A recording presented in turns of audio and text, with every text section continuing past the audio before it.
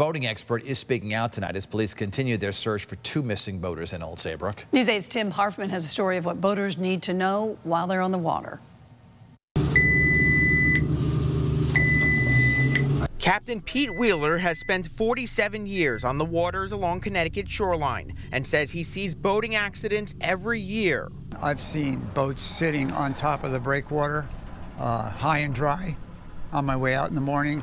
I've seen boats plowed into the beach, high and dry. Wheeler took us out on his 41-foot fishing boat this afternoon, showing us the jetty as police continue their search for the missing boaters in Old Saybrook. The captain with some safety tips, including that boaters must be aware of their surroundings and not simply rely on GPS, autopilot, or radar.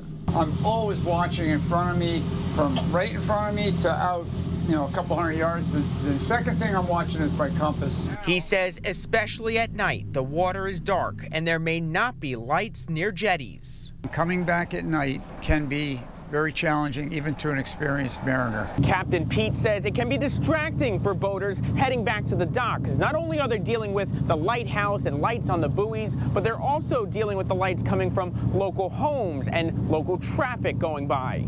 There are so many lights on the shoreline, it's very hard to pick them out, the proper lights.